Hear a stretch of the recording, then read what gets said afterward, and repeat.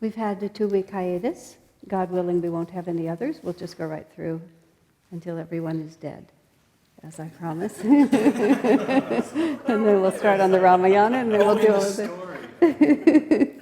Tonight is a very sad night. Tonight ends on a very difficult note. When there was no one here earlier, I thought, they know what's coming and they don't want to be here. Okay. Last week, as you recall, we ended talking about Karna, Radeya. He calls himself after his mother. That was his own name for himself, Radeya, because he loved his mother, his foster mother, because he'd been abandoned as a baby. And then he went through the double cycle of being cursed first by his guru for lying to him about his caste. And he was cursed by his guru to say, in the moment that you really need it, you'll forget the mantras that you need. And then afterwards he accidentally shot and killed the wife of a rishi, the cow of a rishi, and then the rishi told him that in the moment of your greatest effort, your chariot wheel will get stuck in the mud, and you will be as helpless as my cow was when you killed her. Karna represents in the story, and he's such a strange character, he represents in the story the desire to be happy in this world. And he's just a terribly complex character because he's noble and he's good and he ends up being very famous and he's brave and courageous, but he's just doomed never to fulfill what he needs to fulfill because it's simply not destined that we should be happy in this world. So that's the reality he has to face. Okay, so now what happens is we're going to leave that whole story, the groundwork has been set, and now we're going to walk away from it. Drona now has trained both the Kauravas and the Pandavas in the art of war. And Drona, of course, doesn't mind at all sort of showing off what he's accomplished. Drona, just to remind you all, represents the power of habit. And the power of habit is proud of its accomplishments it wants to show. And also, of course, Drona is very partial to Arjuna, and he arranges this whole tournament. And among the many goals he hopes to achieve is to show off his star pupil, Arjuna, and to be able to bask in the glory of how powerful he is. So, first of all, Bhima and Duryodhana face off, and they face off. Both of their chosen weapons are maces. And of course, Bhima, as the Pandava brother, and Duryodhana as the head of the Kauravas, there's no love lost between them. So they start out as a demonstration of their prowess, but soon their own actual feelings begin to take over. Instead of it just being a tournament, it becomes much too intense. And so they have to stop them. Bhima represents the power of righteousness, fighting against material desire. He's fighting against wrong thinking.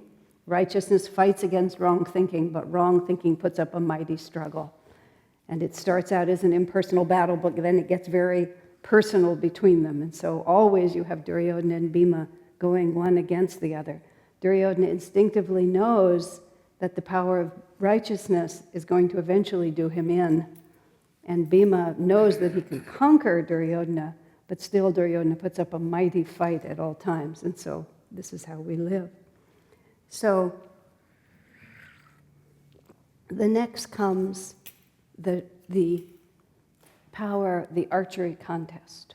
And the others do their part, but it's really all about Arjuna. And so Arjuna walks on, and true to Drona's expectation, he absolutely staggers the crowd with his extraordinary ability. No one has ever seen an archer as effective and as powerful as Arjuna is.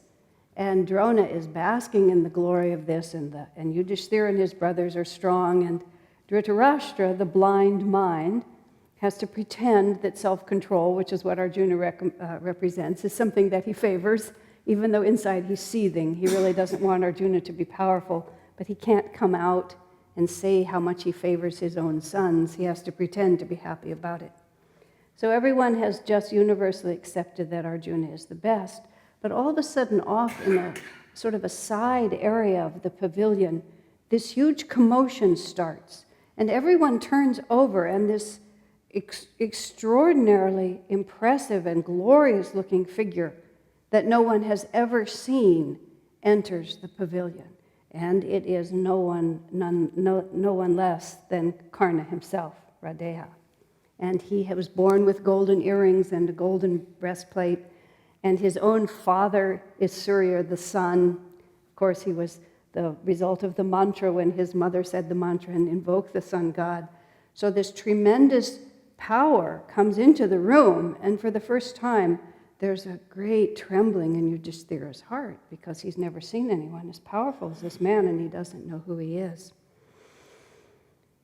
And he says, Arjuna seems to be the most powerful one, but I challenge him to single combat. And just at that moment when that goes out, over in the women's section, there's a huge commotion. And Kunti, the mother of Yudhishthira and the 5 Pandavas, faints dead away because she recognizes this man is her son. When she put him into the basket because he had the golden earrings and the golden chest plate, she said, "My son, when next I see you, I will always know who you are because of this that you wear." Plus, a mother's heart recognized her own. A moment before, Kunti was thinking, how powerful and beautiful are my sons. Nothing in the world can ever diminish their greatness. And then, in the way of life, all of a sudden circumstances change. And her past karma catches up with her. I was having a conversation with someone not too long ago about some difficulties they were facing, and we were talking about other things that had happened in the past in which, the individual had not acted perhaps as honorably as he might have. And I said, what did you think would happen with those dishonorable actions? Did you think they would just go away and you would be able to conveniently never think about them again? No, they lurk on strings of karma, and when the right moment comes in, they balance themselves out. So here, poor Kunti, the mother of the Pandavas, for all her goodness for all these years, nonetheless abandoned that child back at the beginning. And so now that karma comes back around. And before she can say or do anything, she sees that her eldest son is going to go to combat against Arjuna. Vidura rushes over to Kunti. Vidura is wisdom incarnate, and he's the one who keeps the balance throughout the whole story. And he just looks at her and he says, "It's not the time. It's not the time to speak." So she remains silent.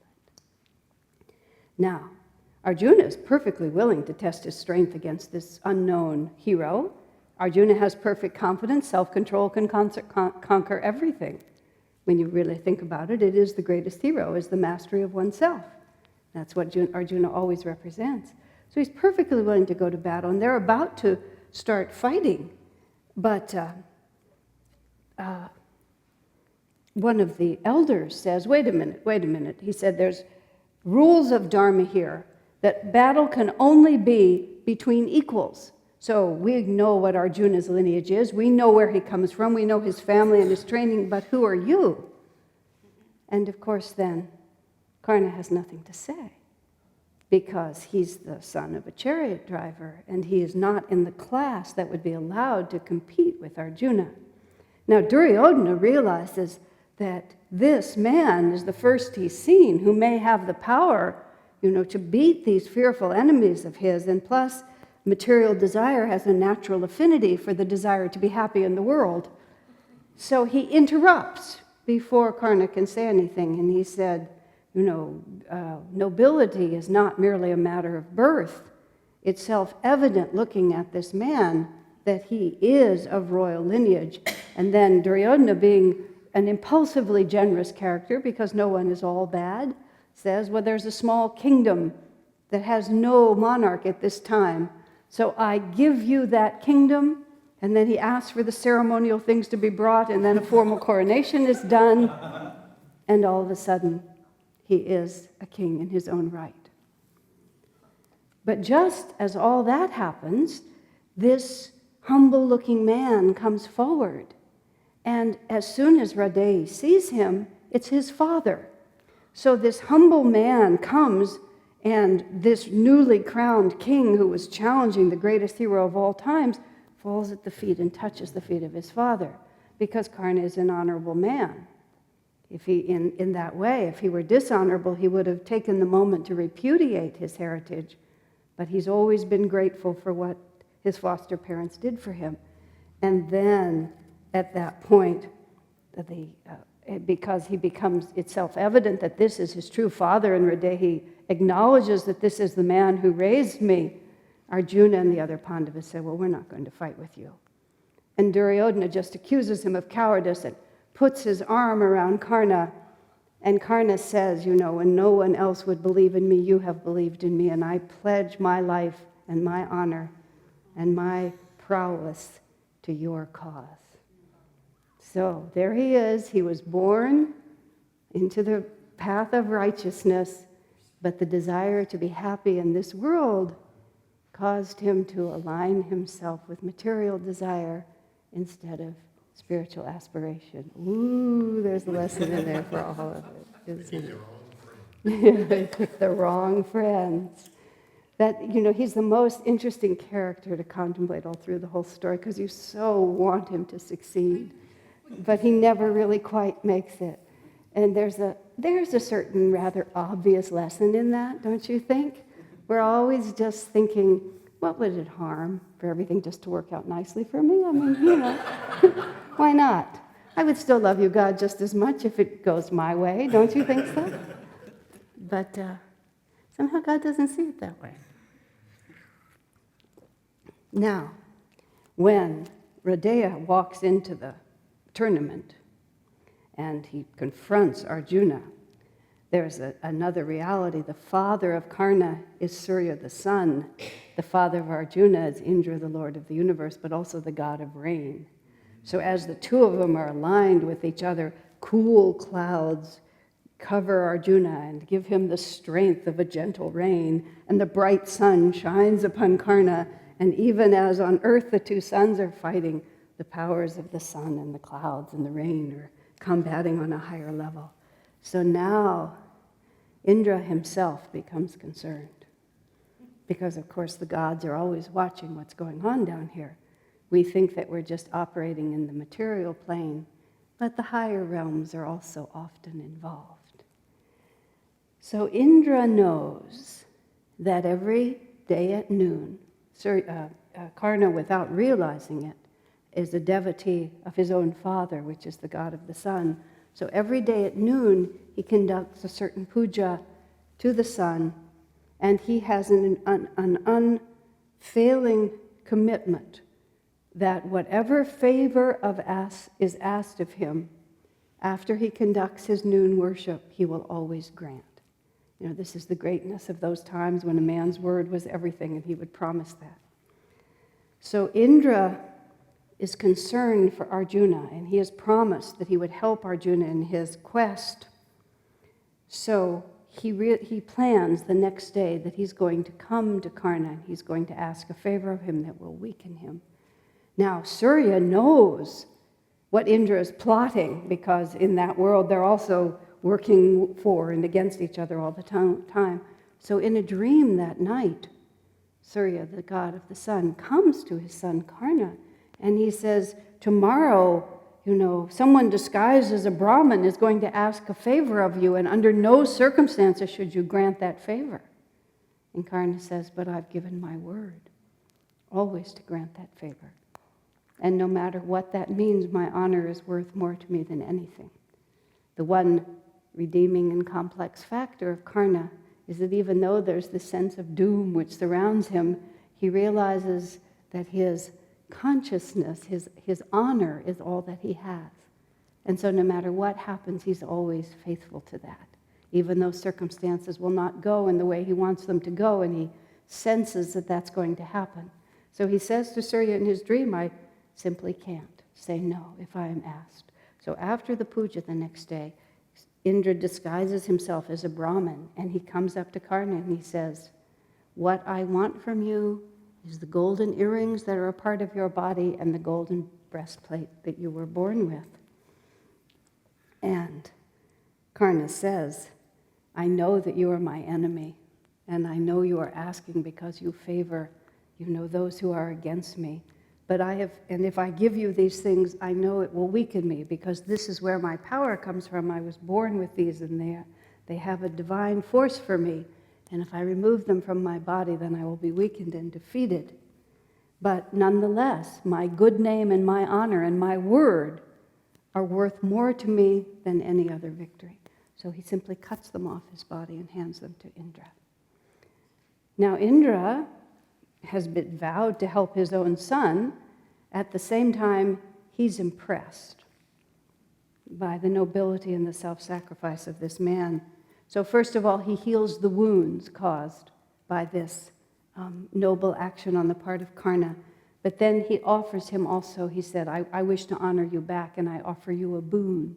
So we have the curse of the rishi, and then we have the boons, and they sort of balance each other back and forth. Every so often, everything goes great, and you get to ask for a boon, and it gets to be given to you. So Indra offers Karna a boon, and he knows now that he's dealing with the god Indra, so he asks for a particular weapon of his Shakti weapon. And Indra says, all right, I will give it, I will make it accessible to you, but it can only be used one time. And Karna says, that's all right, I only have one real enemy. And he's, of course, thinking of Arjuna, because Arjuna is the one that he knows has the power to defeat him. Self-control can always defeat everyone. But he says, with this Shakti power, I know I will be able to defeat him. But then Indra says to Karna, I know, he said, I know who your enemy is, but you must understand that Arjuna is under the protection of Krishna. And even, Indra says, my Shakti is not strong enough to defeat Arjuna as long as Krishna protects him. So everybody in the story also knows that Krishna is the Lord himself and comes from somewhere else. And all the rules that apply to everyone do not apply to Krishna. And he says to Indra says to Karna, he says, you will be defeated. He said, but you will also be recognized as one of the greatest heroes on the battlefield, and the glory of your name will live forever. So now Karna realizes he's dealing with such a powerful being. He asks him a question. He says, who is my true mother? Who is my true father? And of course, Indra knows, but it's not the moment for Karna to know. And he says, I cannot tell you. And once again, Karna comes right up to the edge of everything working out for him, and then he's defeated by powers greater than himself. Of course, if Karna had known at that point who was his mother and who was his father, he would have embraced the Pandavas as his own brothers, although he had already given his word and his loyalty to Duryodhana. But you see again how things don't quite work out. There he is, he promised Duryodhana, without knowing what he was promising, but the promise was given. All right. So now, Drona, you may remember that all of this started when Drona was friends with King Drupada when they were children. And then Drupada, the king, or the heir to the throne, had promised Drona, who was the poor son of a Brahmin father, when they grew up together in his father's ashram, Drupada had promised Drona that when he came into his inheritance and became king, he would share his kingdom equally with Drona. Okay, Drupada represents, let me just say this for a second. Drona, of course, represents habit, and Drupada represents extreme dispassion for the things of this world. And at the beginning of your spiritual life, habit often works for you, and you're good friends. But when Drupada actually came into his kingdom and Drona claimed half of it, Drupada just laughed him off. And that was what enraged Drona, and that's why he went out to train these warriors. So now Arjuna and the Kauravas have all been trained up as great warriors, and Drona says, it's time for you to pay me the dakshina, the payment to the guru, it's called. It's what you owe me. And he says, what I want now is I want you to go out and conquer Drupada. I have a certain revenge against him, and I want it to be carried out. Now, the Kauravas say they can do it all on their own without any help from the Pandavas. So the Pandavas just wait and let them go forward to Drupada. But they were completely unable to conquer him, because Drupada is extreme dispassion, and material desire can hammer at the door, but dispassion has a strong disinclination for the things of this world, and Duryodhana and his minions were not able to conquer him. So then it was the Pandavas' turn. And the Pandavas swept in right away, and with their tremendous power, they took Drupada prisoner. They went right to him. They had no desire to kill anyone. They just captured Drupada, presented him to Drona. Now, Drona had waited all his life for this moment. This was his moment of supreme revenge, and he taunted Drupada with cruel words. You promised me, you broke your promise, you're not an honorable man, you promised me half of your kingdom, and now all of it belongs to me. He said, but I am more magnanimous than you, and I will give half of it back to you. And symbolically, he gives, Drona keeps the southern half, and Drupada keeps the northern half. And Yogananda describes that in his Gita commentary, that habit keeps the lower 3 chakras, and extreme dispassion keeps the upper 3. And so the spiritual has to pull on the power of habit and transform it. So they split the kingdom at this point. Dispassion and habit are divided. Then it was all over for Drona. He felt like this was completely settled now. He'd had his revenge, he had half the kingdom which had been promised, and he embraces Drupada as a friend and thinks that they'll live happily ever after. They say here that Brahmin's anger is short-lived, but the anger of a kshatriya festers and festers and festers. Drupada is a kshatriya, and he is anything but willing to take this humiliation calmly. So he walks away from there, resolved in 2 ways. First, he's going to give birth to a son who has the power to kill Drona. And the son he gives birth to eventually is Drishtadyumna, the calm inner light. And the calm inner light has the power to dissolve habit. And he also is so impressed by the prowess and majesty of Arjuna that he also makes a resolution that he will have a daughter that he will marry to Arjuna. He will honor the hero and he will defeat the enemy. And so then Drupada walks away with this deep resolution. And in due time, his son Drishtadyumna was born, and his daughter Draupadi. And she becomes, of course, the wife of the Pandavas. And in order to have this happen, Drupada goes off and does a great deal of tapasya and gets a boon from the gods, of course, because tapasya gives us the power to overcome our habits. In other words, when we don't continually give in to the power of habit, when we practice austerities and restrain ourselves, then gradually do we develop within us the power to put those habits down forever. So he does the tapasya, he gives birth, dispassion gives birth to the inner light. This dispassion for the world, focused as tapasya, results in the inner vision. And then that inner vision finally dissolves that which seems unconquerable, which is all the samskars of the past. So, any questions or thoughts before that? Whoa, okay. It's a big night. So now, back in Hastinapura, where both the Pandavas and the Kauravas still live, Drona's had his tournament. Radeya, Karna now also lives there with Duryodhana.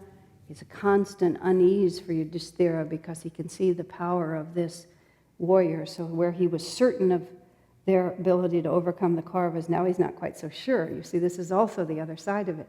Duryodhana represents material desire. Yudhishthira is righteousness, calmness in psychological battle. Bhima's righteousness. Arjuna's self-control, power to follow good rules, the yamas and the niyamas. But all of a sudden, the desire to be happy in this world has crept into their lives. And Yudhishthira is always just a little nervous because he knows that this particular force has a lot of power, even over all the greatness that they have. You know, it's a very interesting reality. I was reflecting on this. This takes us into a completely different world. I was thinking of the life of Teresa of Avila, who lived in Spain in the time when the Catholic Church was really in the ascendancy with all their ideas of damnation if you sin and eternal salvation if you don't. And I was just contemplating what an extraordinary power that had over people. And when you sort of read the life of St. Teresa of Avila when she was young, she became very enamored of the idea of becoming a martyr when she was just a child. Because if you just went off and got yourself killed for the cause, then you would be eternally happy. And what a tremendous force that had on everyone's consciousness. People were good, as Master said, not because they were inclined to be good, but because they were terrified of being evil. Eternal damnation is, pretty much of a deterrent, Although, as Swamiji says, you're inclined to ask, then how bad can I be and still get away with it? And that's how the Catholic Church got itself into all the trouble it's in, because it had to start defining just how bad you could be and still get away with it. At what point do you finally get damned? And how much can I push the edge of the envelope, and then is there a way that I can balance it back out again, and all of those different factors. But on the spiritual path, that we're walking, there's still this tension that we all feel, which is the promise of a greater bliss versus the apparent attractiveness of an immediate satisfaction. And so even the Pandavas, who are so powerfully centered in the force of Dharma, are still made uneasy by the presence of Karna, because he's that force that says, well, maybe we can be righteous and still be satisfied. When we say in this world, what we mean is in the world that we perceive with the senses. Why not? And in our particular time and place, we're in this Kali Yuga, Dwapara Yuga shift. We're still in between the time when we were going to hell if we did anything enjoyable or cross the line in any small way, and the belief that there is no hell, there is no Satan, that we can just do whatever we want, and the truth, which is that we are made in a certain way, and if we break the rules of Dharma, then there will be an ensuing pain. Just as I was saying about when we do something unrighteous, where do we think that energy goes? Why are we surprised later when in one way or another we're made miserable as a consequence of our own actions? That's the way it works. And we cannot be naive about how subtle these forces are.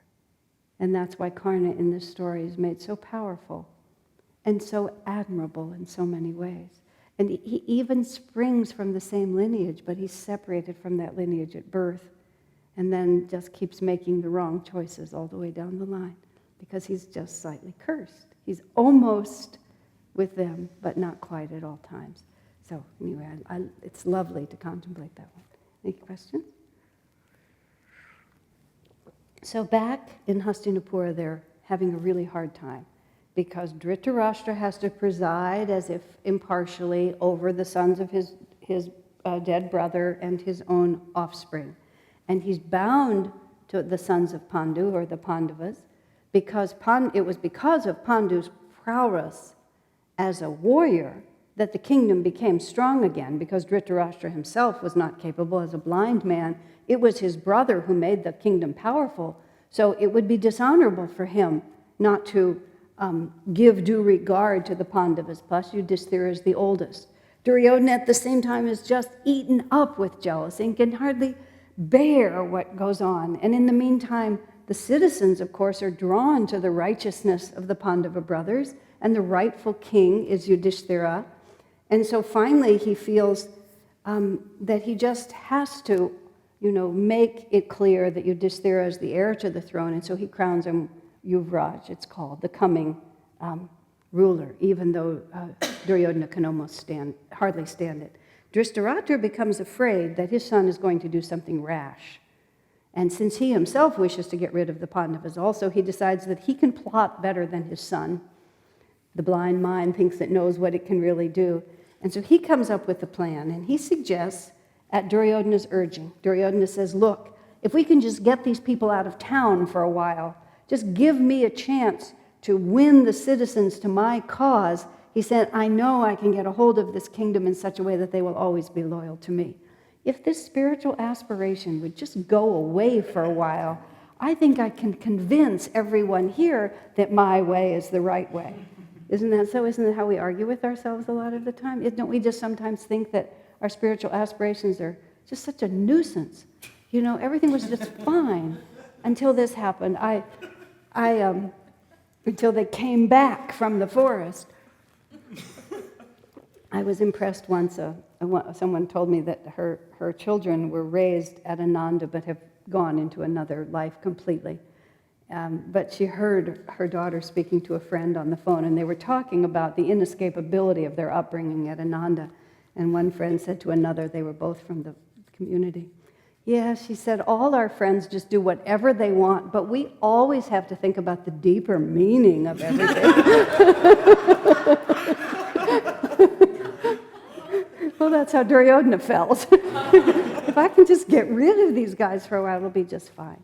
So Dhritarashtra decides he'll go along with this plan.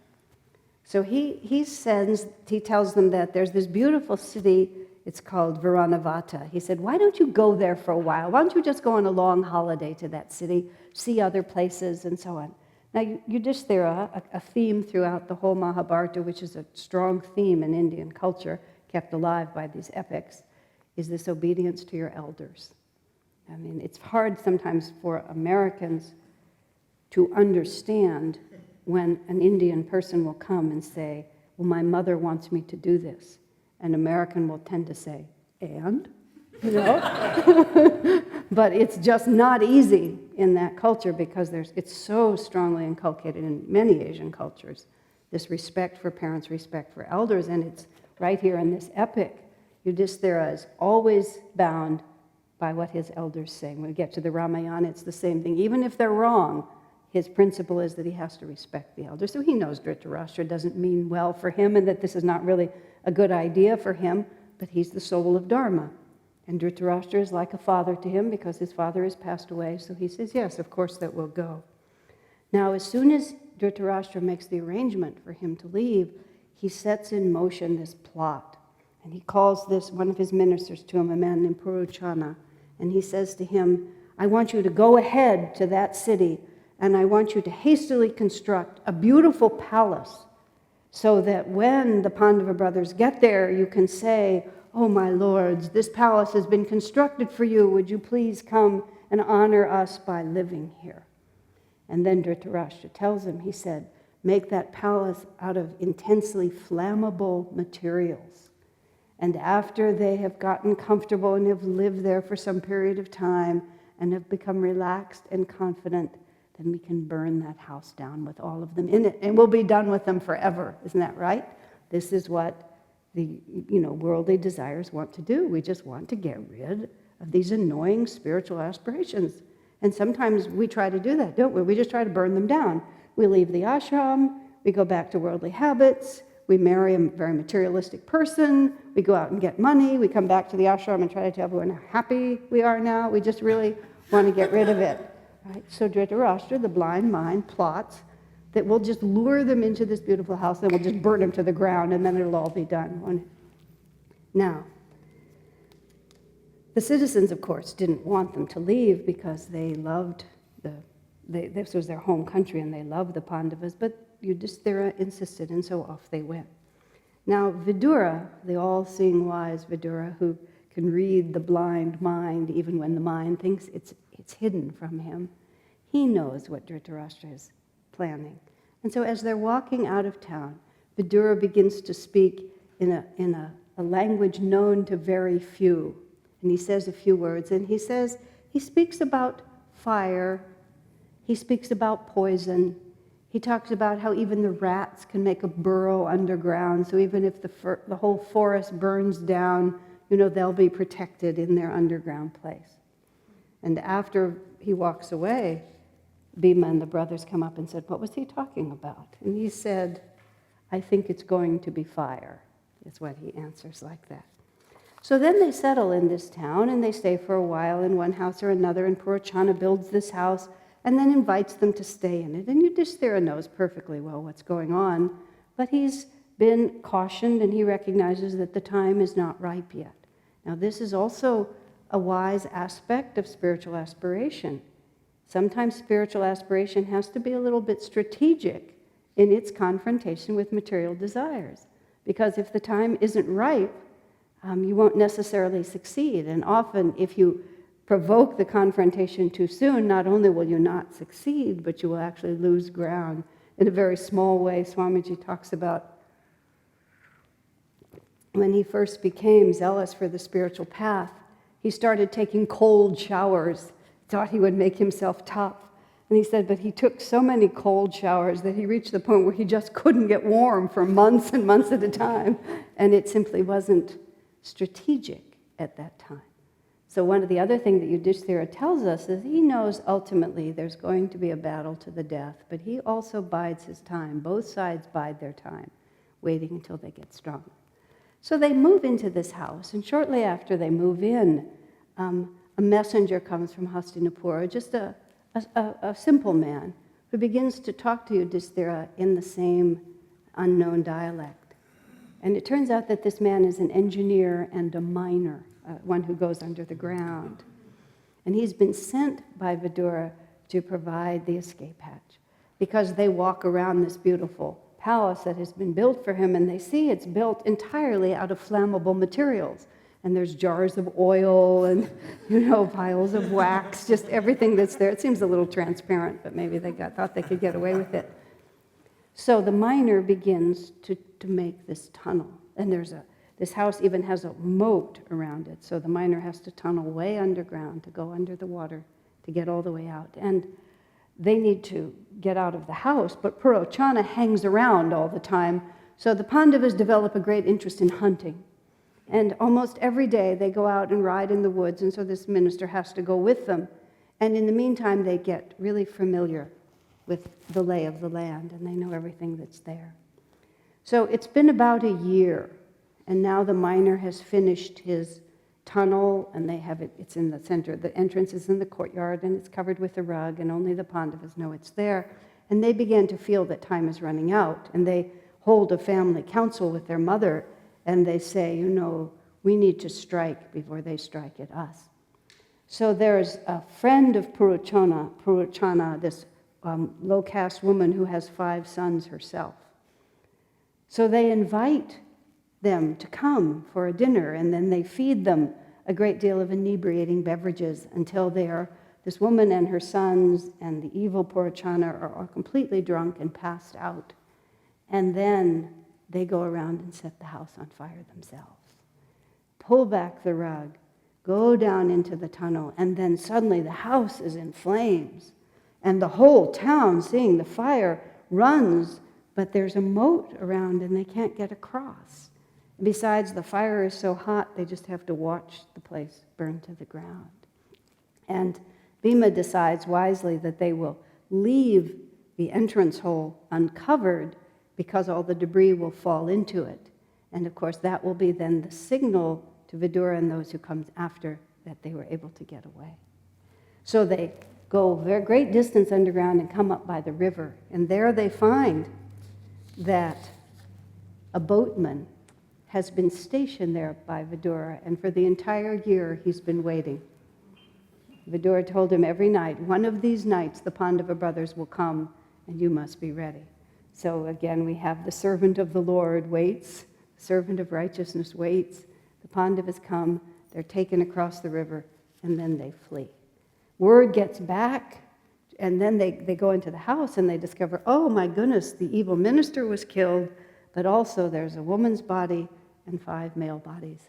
And the word goes back that the Pandavas are dead. And Dhritarashtra, of course, is secretly overjoyed, but he has to pretend this great sorrow, and that he feels like his plot has been done, and Duryodhana thinks, finally I've gotten rid of them for good. Poor Duryodhana, he keeps thinking he's gotten rid of them for good. He poisons Bhima, now he burns them down, and each time he thinks, this is it. This time, I've finally gotten rid of them. And then these spiritual things just keep burrowing back in and making a nuisance of themselves, and he just cannot get a hold of that kingdom and keep it. That's the good news. Okay. So now, the Pandavas are fleeing through the forest. They don't know exactly where they're going to go, and in the forest they meet Vyasa. And Vyasa offers them a great deal of comfort, including these very wise words. Even the virtuous do not always live in comfort, and even the evil do not always live in sorrow. So be patient, whatever comes to you. The tides of life will rise and fall. And he suggests that they disguise themselves as Brahmins and go to this particular town called Ekachakra, which is where they go to live. But on the way, they have a little adventure which is worth noting. They go to a forest by a beautiful lake. And unbeknownst to them, this forest is controlled by a Rakshasa. Rakshasas come into this play every once in a while, and in very short words, they're big evil demons. And they're extremely powerful, and they become more powerful at night. And periodically, Rakshasas terrorize everybody. And they're very hard to defeat because they have so many magical powers and so much inherent strength. So there's this evil Rakshasa called Hidimba. And Hidimba controls this forest. And he has a sister, Hidimbi, who's also a Rakshasa. And so they smell the human beings, and they feast on human flesh. And Hidimba says, "Oh, I'm very hungry, and I haven't had a delicious human in a long time." And he sends his sister to go kill these human beings and then drag them back for dinner. Okay. But Hidimbi is walking through the forest, and I'm sure this story is partly just added in here because it's so entertaining. And she spies through the trees Bhima. And she has never seen a man as powerful as Bhima. And she becomes totally entranced with him. Periodically in these stories, people fall in love with each other. All the themes of human life. The curse of the rishi, the boons, and the love at first sight, sometimes thwarted, sometimes won, who knows. Hidimbi falls in love with Bhima. She's smart enough to recognize that he's not going to like her much as a Rakshasa. But one of the qualities of Rakshasas is that they have the magical power to assume any form they want. So she decides that she's going to win this magnificent human by assuming the form of a beautiful human woman herself. So she makes herself lovely and modest and humble and attractive in all ways. And all of the family is resting. They are exhausted from the fleeing from the castle, the palace, and the burning and the going underground. And Bhima is standing watch over all of them. So she just goes to Bhima, attracts his attention, and then while the others are sleeping, tries to persuade him to run away with her. She said, "I will make you very happy. I am powerful over all these woods. You can be my husband, and we will be happy everywhere together." And Bhima points to his family, and he said, "Certainly you are a beautiful woman, and I am flattered by your attentions, but these are my brothers and my mother, and I have a duty to them. I absolutely cannot leave them." You see all the cultural values that are built into this.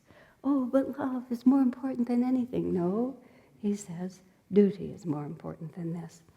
And meanwhile, Hidimba, the brother Rakshasa, is getting hungrier and hungrier, and he wonders what's keeping his dinner. So he starts creeping up, and he sees his sister, because he can penetrate her disguise, and he makes a roaring noise. "What are you doing here?"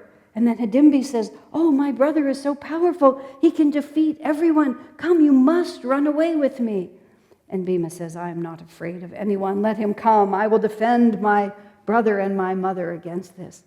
And so all of a sudden, Hidimba attacks Bhima, and the two of them begin to fight. And the way it's always described is Bhima uproots a tree. He always uproots a tree. I'm not quite sure what it means, but he always uproots a tree and goes to battle with an uprooted tree. I think we're just trying to show how powerful he is, or it has other significance, who knows. So all of a sudden, Kunti and the other four brothers who've just been exhausted wake up, and they see several things happening. They see this huge Rakshasa. They see Bhima having a huge battle for his life with this big creature. And they see this beautiful woman staring with love-struck eyes at Bhima. And they begin to laugh at the whole picture until Bhima defeats Hidimba, breaks him into pieces, and frees the forest from his terrible curse. Now, Kunti says to the woman, who confesses that she is in fact a Rakshasa, but she is in love with Kunti's son, Bhima. And Kunti looks over at her son and sees that he's not completely averse to the idea. And then Hidimbi says things like, it's not right. If a woman loves a man as I love your husband, he must respond. It's cruel not to respond. So you have all these cultural norms begun to be built in here. And so finally, they make an agreement. And Bhima says, I have to stay with my family, but I will stay with you long enough for us to have a son together. And then once the son is born, then I have to go back to my family. So they have their little time together. And in the course of time, she becomes pregnant, and she gives birth to a half-rakshasa, half-human. However, who is a very powerful warrior. And in an extremely key moment in the final battle, the son, Gatakocha is his name. He plays a very important role in saving the cause of righteousness. So, there we have it. So, let's take a break, and then we'll go on further.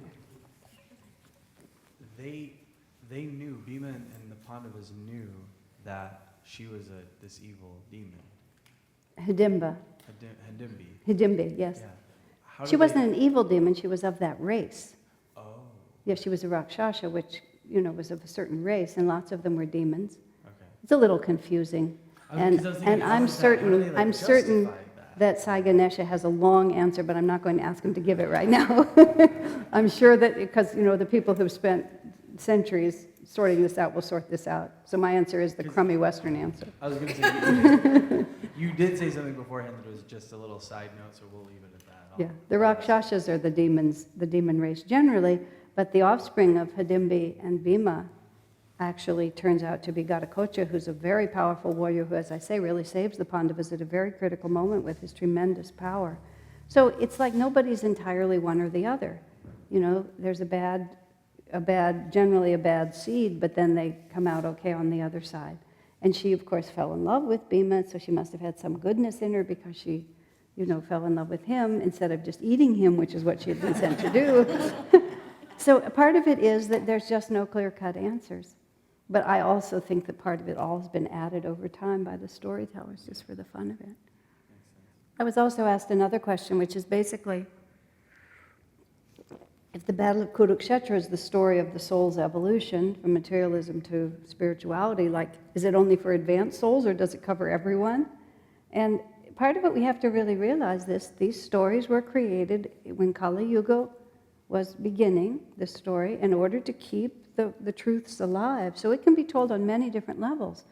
And I'm telling the story from the point of view that interests us the most, which is the symbolic spiritual nature of these various characters and how they war against each other and represent things, and certain of them are much more important to us. So there's all kinds of ways you could tell this story. You could emphasize all different aspects of it. Just for pure righteous living, obey your parents, do your duty, follow the dharma that's laid out for you by society. You could tell the story from many different angles, and people do tell it from many different angles.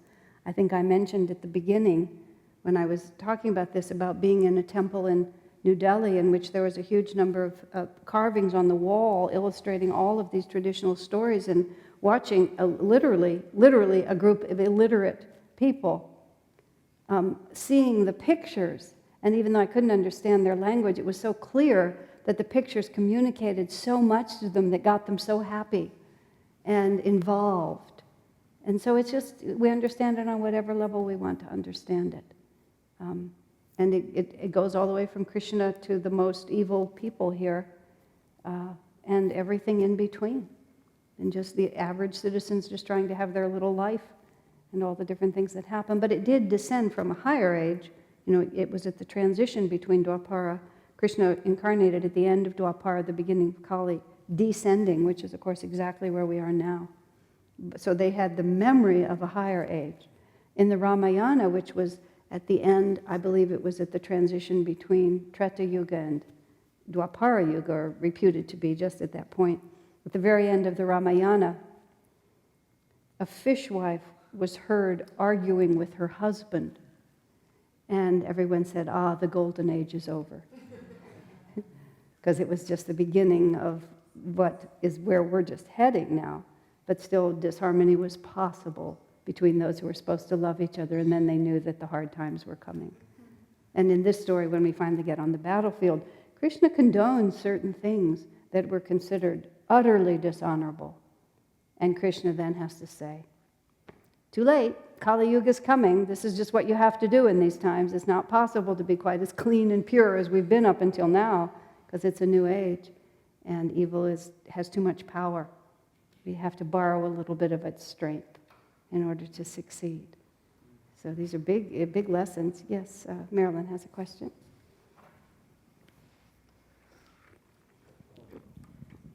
How can it be relative if there's only one truth? Because it's directional. Truth is directional. Relative means that the word relative is relative to something. If you have a center here, you can be at all different places in relationship to it. If you have a center here, if you're south of it, you have to go north to reach it. If you're north of it, you have to go south.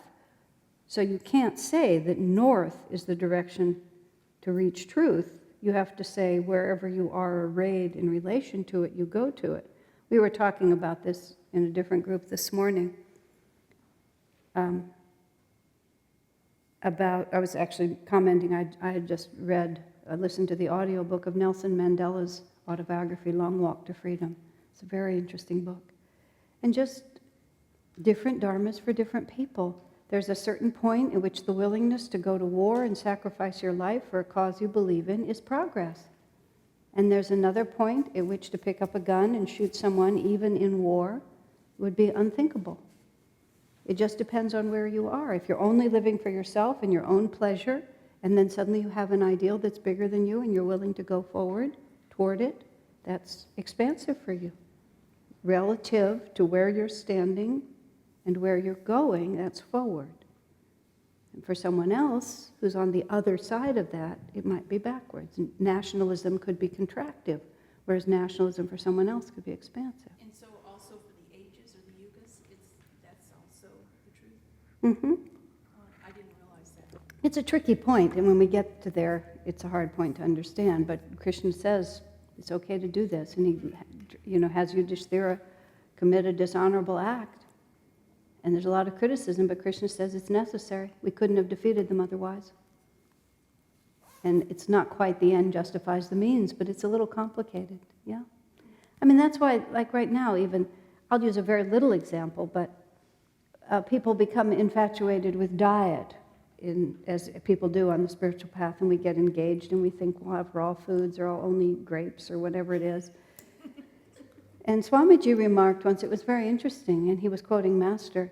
He said, this age on the planet is too gross, too unsubtle for us to make significant spiritual progress merely by physical purification. He said, in this age, devotion is the path. In higher ages where everything is more subtle and the grip of matter is more delicate, then just a little nuance, a little adjusting of the physical molecules can make a huge difference, but not in Kali Yuga. So Master didn't put strong emphasis beyond a certain point on purity of diet, because he said in this age it's just not going to work. So you can extrapolate from that. Yeah, okay. Yeah. Okay?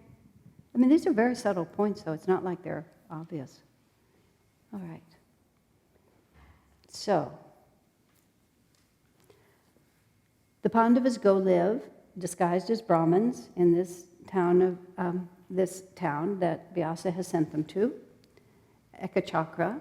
And every day, they follow the Brahmin habit, and they go out and beg their food. And here we have amusing stories, which is everything that they beg, they gather together, they bring it back to their mother, and the mother divides it in half. She gives half of it to Bhima, and she gives half of the rest of it to the rest of them.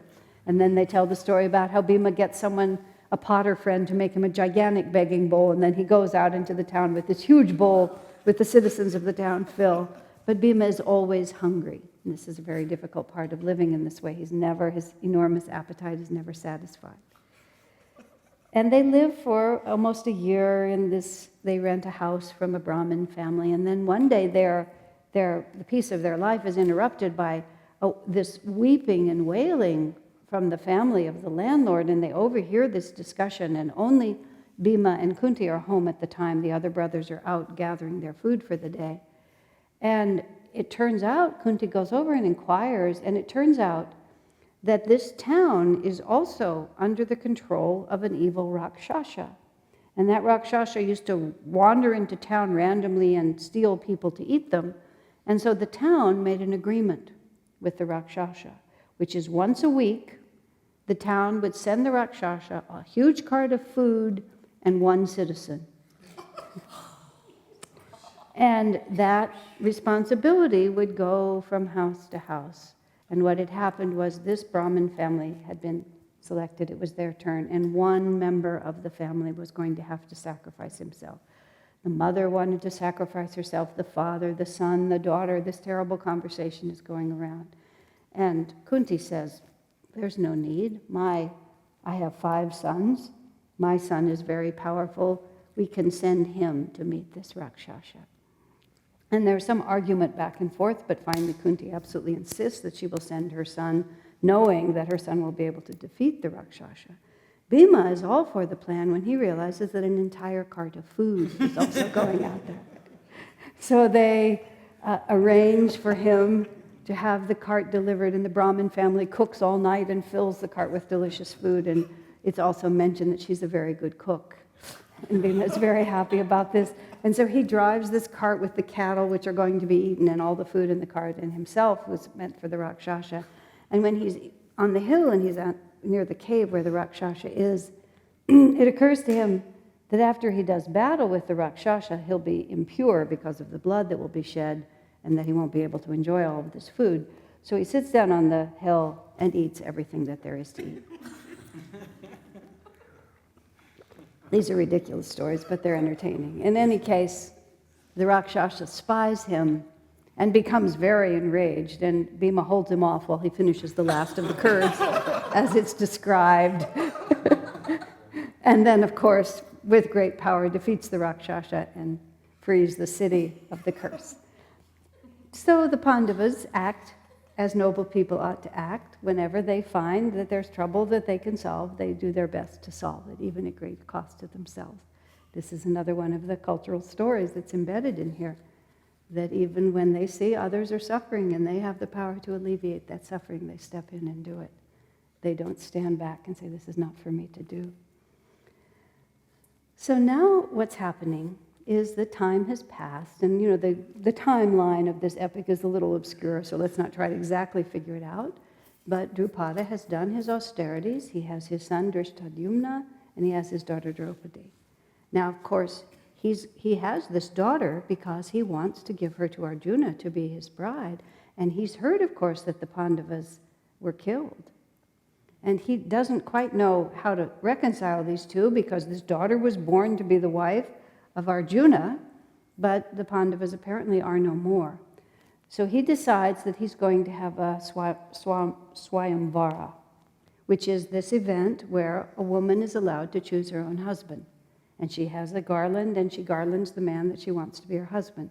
And as is often the case in these things, there's also a test of skill involved, and no one can qualify for her to choose him unless he first strings this very powerful bow and manages to send 5 arrows through the eye of a fish, which is a target, which is way high in the tree there. And so the word is spread everywhere. Drupada sends the word all through every city, because if the Pandavas are anywhere, he wants them to hear about it. So this town crier comes, and when the Pandavas hear about this event, Kunti senses that it attracts them and they are restless. So she says, I'm growing tired of this town. Why don't we go to this other city where Drupada is having this event? So, all the kings have come to this great event, and the Pandavas are still in disguise. They are disguised as Brahmins. They don't come there openly. They're just going to stroll in and just see what's happening. And Duryodhana is there, and Karna is there, and kings from everywhere. And Krishna comes with his brother. And as the story is told, this is the first time that the Pandavas and Krishna meet, even though they are in fact cousins. Krishna's father is the brother of Kunti. So they are cousins, but in the story this is the first time that they meet. So this huge swayamvara is held, and Draupadi is just this exquisitely beautiful woman in every way, and she's wealthy and comes from this powerful family, so it's a tremendous prize. So Duryodhana struggles but doesn't quite succeed. Karna comes and strings the bow and shoots the arrows, but they say he misses by just a hair. He just barely misses, and everyone is quite concerned. But Krishna is standing there, and he's speaking to his brother Balarama, and he looks around the area where the Brahmins are sitting, and one by one he sees the 5 Pandavas, and he mentions to his brother, look who's there, disguised as the Brahmins, you see. So now all the Kshatriyas have tried to win this woman, and none have succeeded, and there's beginning to be this kind of grumbling among all the kings. He set a prize. He said he was going to give his daughter away, but he sets a contest that no one can fulfill. This is not an honorable test. And everybody's always ready to fight over something. And so Arjuna steps out, still in disguise, from the ranks of the Brahmins, and he says to Drupada, he said, all the Kshatriyas have tried. Can someone from the Brahmin group try? And Drupada says, if you can meet my test, I have promised my daughter, to whoever it is, a Shudra, a Vaishya, Brahmin, or Kshatriya, whoever can do this. So Arjuna comes forward, and he picks up the arrow, the bow, strings it easily, 1, 2, 3, 4, 5 arrows right into the eye of the fish. And so Draupadi takes the garland and puts it over him, and there it's done. Now, Drupada is crestfallen because this daughter was for Arjuna, and now this Brahmin has won. But Krishna's quite pleased with what he sees. And Drishtadyumna, her brother, is a little suspicious about what's going on here. So they start back. The 5 brothers now, the Brahmins, they're taking Draupadi with them, and they're going back to where Mother Kunti is. And when they're a little distance from home, one of the brothers calls out, Mother, we have brought back with us some wonderful thing. And she says, share it equally among yourselves as you always do, my sons. This is a woman. She's supposed to be Arjuna's wife. And now the mother, and when they come around the corner and you realize that what they have brought is a wife, she's horrified. She doesn't know what to think. At the same time, she's never spoken an untruth in her life. I don't know exactly how they fit in abandoning Karna as a baby in that. But in any case, maybe nobody ever asked her, so she never had to lie about it. But in any case, she's never spoken an untruth in her life. You see, this is the age in which they're coming from. And her word cannot be falsified, so they don't quite know what to do about this. And meanwhile, Drishtadyumna has followed, and he's watching from a distance, and he listens, and he sees that there are 5 brothers and this noble-looking woman, and all of their conversation, as he goes back and tells his father, is about Kshatriya matters. They're talking about war and power and weapons and glory, and they're not talking like Brahmins at all. And he goes back to his father, and he says, I believe that these are the Pandavas. So Drupada sends word and asks that his daughter and her new husband and the family come and meet him, because now he wants to give them a proper wedding. So they come together there, and everything seems to be in order, except then they tell him that all 5 of the brothers are going to marry her. And this is quite out of the ordinary. Men are easily allowed multiple wives. It's not a problem for them. But women are not allowed multiple husbands. And Yudhishthira also confesses that, pure-minded as he is, he also had a desire to be married to this wife. And he too knows that no unrighteous idea would arise in his mind. So they send for Vyasa because they just don't know what to do. And Vyasa consults the scriptures and he says, it's unusual, but in this case it's all right. Now the symbolism of this, which is the only way you can possibly interpret it, is that Draupadi represents the Kundalini energy. She's the Shakti power of all of them, and they represent the 5 chakras. And the Kundalini power moves equally through all of the chakras, and so must be equally dispersed among them. So they give you this image of this one woman with 5 husbands. But that's how the story is told, because the Shakti belongs to all of them. And now, once Vyasa accepts it, once Vyasa has declared, Drupada has no objection, and he's thrilled. His life ambition has been fulfilled. He has given this birth to this beautiful and powerful daughter, and now she belongs to Arjuna, who is the power of self-control. She is the Kundalini energy. Okay. Now, the news gets back to Hastinapura, and Vidura is overjoyed, and he tells Dhritarashtra, a strong alliance has been made between the house of the Kurus and the house of Drupada. Dhritarashtra thinks his son Duryodhana has won the bride, and he's overjoyed. But then Vidura very strategically says, oh, not actually. It wasn't Duryodhana, it was the Pandava brothers who seem actually to have miraculously escaped the burning house. So Dhritarashtra once again is caught in this necessity to be utterly hypocritical when his mind and his soul is just burning up. And Duryodhana is furious. And now you see the Pandavas are really gaining power because they have now made an alliance with the Kundalini. So before, the 5 chakras were sort of looking for their power, and they were a little hesitant to confront Duryodhana, but now they have married the Kundalini energy, and that Kundalini energy belongs to all 5 of them. And so Duryodhana is terrified, and even Dhritarashtra is terrified, because now they have made an alliance with dispassion, and with the brother is the inner light, and the Kundalini energy. And so now the Pandavas are beginning to get their force aligned in such a way that they know they're going to be able to defeat them in time.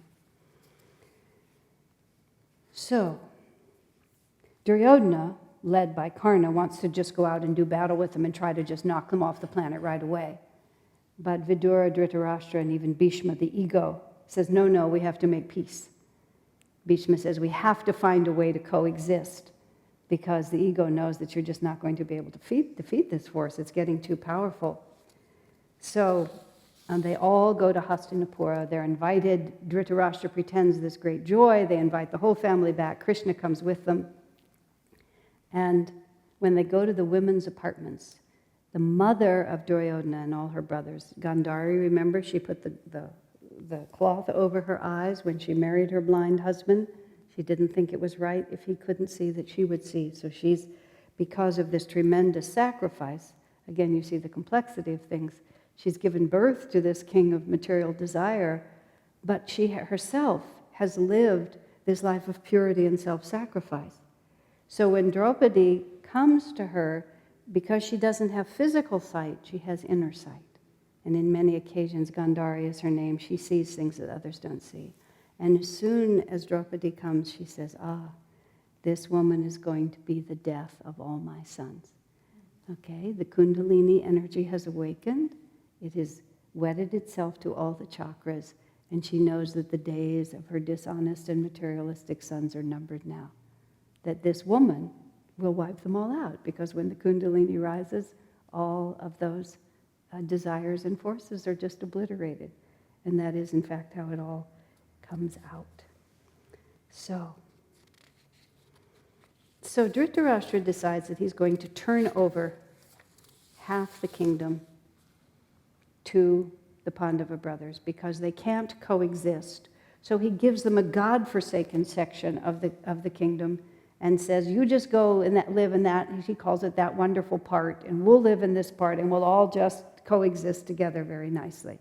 And he sends them off to this wilderness, but because of their righteousness and the spiritual power that comes with it, that wilderness soon becomes a paradise. And of course, the symbolism of it is too obvious, which is wherever there is righteousness, there is also beauty. And the architects from the astral worlds come and build this beautiful palace. And Yudhishthira is persuaded that it is the right of kings to become more and more powerful, and he holds this great ceremony, which declares himself the emperor of all, gives him a position higher than any of the other kings. And they express their power and they kill a few evil people, and finally everyone comes and they have this huge event. But all the jealousies are still there, and of all the kings that are there, now the Pandavas have made a strong alliance with Krishna. So one king has to be honored among the guests, and they honor Krishna, and many others who are just put off by this. Who is he? He's merely the foster child of a cowherd. He's just a minor king. He's no one. Why are they honoring him so much? And so all the forces of materialism look right at Krishna and can't see him, and just think that he's nothing. And the forces of righteousness look at Krishna and know that he's the Lord of them all. And they have built this beautiful palace, but it's been built in a magical way that anyone who moves through it with jealousy is confused by what he sees. So Duryodhana is invited to go through this beautiful palace of the Pandavas, but he's confused. He looks and he thinks it's a door, and it's actually a wall, and so he walks into a wall. He imagines that it's a solid floor and it's a pool of water, and he falls into a pool of water. He imagines it's a pool of water and walks carefully around it, and it's nothing but the tiled floor. And so he's just made a fool of. He can't relate to this spiritual home that has been created out of righteousness. He keeps misreading it. His jealousy confuses his mind, and he becomes more and more enraged. And when he goes back, he says to his father, "I cannot bear this. Even half the kingdom is too much." Because spirituality and material desire cannot coexist. The blind mind keeps thinking, "Oh, it'll be okay, we can both get along." But one or the other. This is the spiritual path. It's a narrow path. So finally, Duryodhana persuades his father that he really has a solution. And that solution is offered by his evil uncle Sakuni. And Sakuni is another one of these terrible ones. I wanted to say exactly who he is. He is the sense of I, the power to create illusions, to bewilder the enemy, which is the power of I. That's what Sakuni is, this thought that I exist as a separate entity and that I am all-powerful. That's what Sakuni is. Now, Sakuni is the evil uncle of Duryodhana. And King Material Desire, the evil uncle, is the sense of self that always wants to gratify itself. And Duryodhana persuades Dhritarashtra that Sakuni has a plan, and we're going to get rid of them once and for all. And so Vidura is persuaded, much against his better judgment, to go to where the Pandavas are, to invite them to Hastinapura to engage in a game of dice. And they try to explain this by saying gambling was a king's profession, and it was considered cowardly and dishonorable not to accept a challenge to gamble if it was offered to you. So Vidura goes to Yudhishthira, and Vidura is very distressed. And Yudhishthira sees his distress, and Vidura says, "I am charged to issue this invitation. Gambling is the root of many evils." He said, "I strongly suggested that we not issue this invitation, but Dhritarashtra insisted." And he said, "Now do as you wish." Vidura wouldn't advise him. So Yudhishthira accepted. Sometimes people say that he had a reputation for weakness for gambling. They try to explain, why did he ever accept this invitation? And sometimes it's put this way, well, sometimes spirituality becomes a little oversure of itself and it gambles a little with delusion. But spirituality should never gamble with delusion because the dice are loaded. The other reason is that Yudhishthira was bound by his code of honor to obey the wishes of his elders. The other was that he knew that inevitably there would be a final conflict, and he wanted to do everything possible to not be the cause of that. So he accepted the invitation. So all the Pandavas go back to Hastinapura, and a great pavilion has been set up, and they're going to play this game of dice. And Yudhishthira, because the invitation was issued by Duryodhana, imagines that Duryodhana is going to play. But when they get there, it turns out that Shakuni is going to play instead. And Yudhishthira says, "This is very irregular. Usually a man plays for himself." "Oh," and then Shakuni says, "You're a coward, are you?" And Yudhishthira is taunted by that, and so he says, well, I'll go ahead and play. So they start the wager, and first they wager money and they wager gold, and every time they throw the dice are loaded. And Sakuni says, I have won. So money is wagered, jewels are wagered, the dice is thrown, and he says every time Sakuni says, I have won.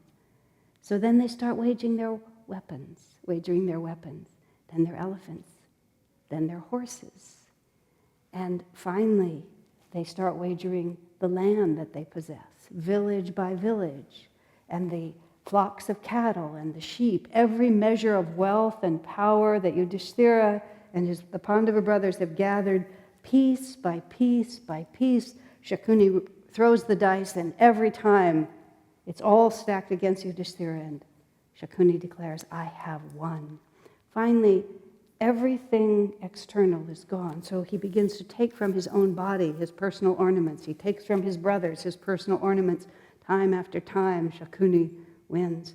And finally, Shakuni says, it seems that I have won everything. What else do you have left? And then he suggests to him, well, you still have your brothers. So Sahadev is wagered and lost. Nakula is wagered and lost. And then Shakuni says, well, of course you were willing to give them up, because after all, they're only your half-brothers. And Yudhishthira is outraged by such an insult, and so he wagers Arjuna, and he is lost. He wagers Bhima, and he is lost. And finally he wagers himself, and he is lost. So then Shakuni says, there's still one thing left, and that's your wife, Draupadi. And Yudhishthira by now is completely lost. His discrimination is gone, and he wagers his wife. Shakuni says, I have won. So Duryodhana and his brothers are jubilant. Shakuni's plot has worked better than they'd ever imagined. All their wealth is gone. Their personal freedom is gone. Now even their wife is gone. And Duryodhana says to Vidura, go and bring Draupadi to this gathering now. She belongs now, not to them, but to us. And Vidura says, come to your senses. He said, you are, because he's now, you see, material desire is going to touch the fire of Kundalini and imagine that he can survive. And Vidura is wise enough to know, he says, you are hanging over the edge of an abyss, but you can still draw back. But if you go forward in what you are saying, everything will be destroyed. And so Duryodhana pays no attention, and he sends one of his servants to get Draupadi. And he goes to Draupadi's place, and she says, Duryodhana wants you to come. You will be his maidservant from now on. Your husband, Yudhishthira, has wagered everything, including you, and now you are lost. Draupadi sends back the question. When you wagered me, I asked you, my husband, had you already lost yourself? In other words, if you had lost yourself, you had no right to wager me. Yudhishthira makes no reply. He can't say anything, and Duryodhana becomes even more anxious, but the servant is unable to move the queen, Draupadi. She won't listen.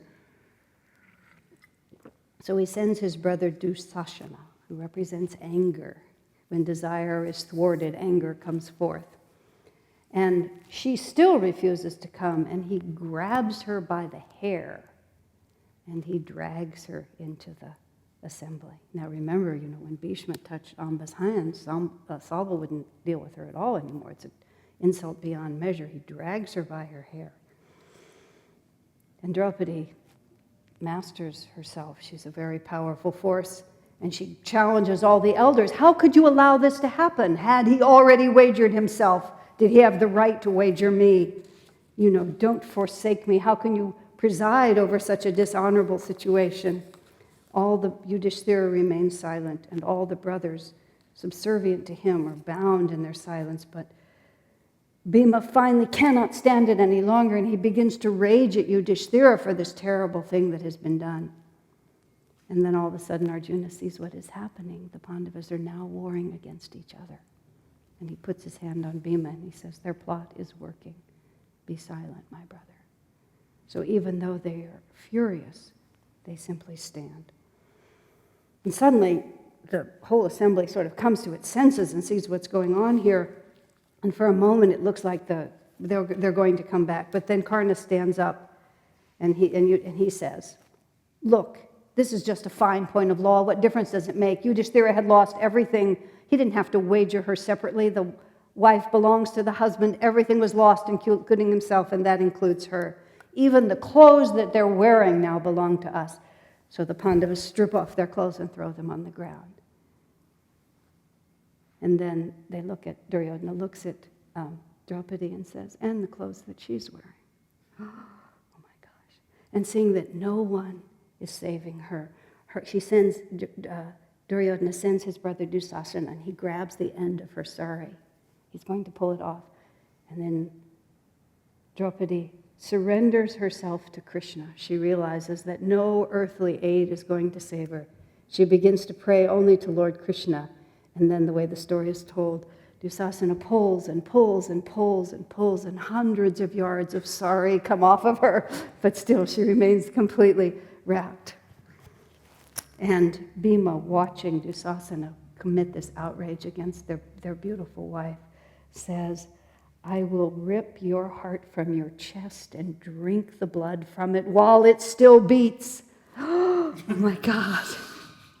And then Duryodhana says, "Make all the threats you want. You're just a slave." And then he turns to Draupadi and he says, "Your husbands are nothing anymore. You can choose from any of us who you want to be." And then he lifts his leg and shows her his bare leg, just to invite her to tell her who he is. Bhima looks at that leg and says, "I will break that thigh on the field of battle." He said, "Even as you still live, I will break that thigh that you have shown." And then each of the brothers, except Yudhishthira, takes some solemn vow of the vengeance that they're going to wreak on this terrible family because of what they're doing. Dhritarashtra becomes absolutely panic-stricken because he sees the power of the Pandavas and he realizes what they're doing and what they're playing with by touching this woman in this way. This is the Kundalini power, and even material desire cannot stand against it. So suddenly he tries to smooth it over, and "My daughter, come to me." He said, "It's all been a mistake. I grant you a boon. What would you like?" She said, "I would like my husband Yudhishthira to be freed." "Yes, yes, and ask for another boon. Free the others of my husbands. And yes, what more do you want?" She says, "Nothing more." And so they all walk out of the hall. And everything seems to be canceled. But Duryodhana is absolutely infuriated, and he and his people walk out, and then he sees Yudhishthira and the Pandavas just walking out free. This whole thing that he's just done, and then they're all just leaving. He becomes outraged, and he runs back to his father, who's so just manipulatable by this spoiled son. And so he persuades his father, one more throw of the dice, and they send out and get the Pandavas to come, and Sakuni explains what the gamble is going to be. We will throw the dice one more time, and whoever loses will be exiled for 12 years, must go off and live in the forest. And in the 13th year, you must hide yourself. You must disguise yourself and live incognito without being discovered for one more year. He said, and that will be, and if you are discovered during that year, then you must go off into exile for 12 more years. Yudhishthira feels that he must cooperate with fate, however it comes to him, and they shake the dice. Shakuni says, "I have won." So now the Pandavas are exiled, and they leave the city, and each goes in a certain way. Yudhishthira goes with his eyes downcast, because his righteous power, if he raised his eyes, would turn to ashes everything he looked at. Bhima is thinking, he's feeling the power of his arms, and he's thinking of the revenge that he's going to wreak. Arjuna is scattering ashes, symbolizing all the arrows he's going to shoot. And Draupadi weeps, and she's weeping the sorrow that the women of Duryodhana's household will weep when vengeance is finally theirs. So Dhritarashtra Duryodhana becomes very frightened a little bit by all of this, and he pleads with Drona to support them. He says, he's king material desire. He pleads with past habit to stick with him. And Drona says, well, I have eaten the bread of this household from all my life.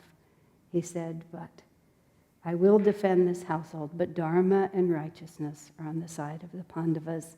I urge you to make peace with them, or else we will all be defeated.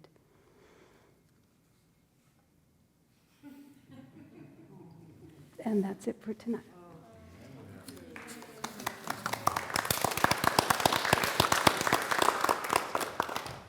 We had to get them out into the forest before we could go home tonight. Can we just do next week's class now? I did it once all in one day. I don't know if you remember that. That was the most fun, though. Yeah. 9 hours.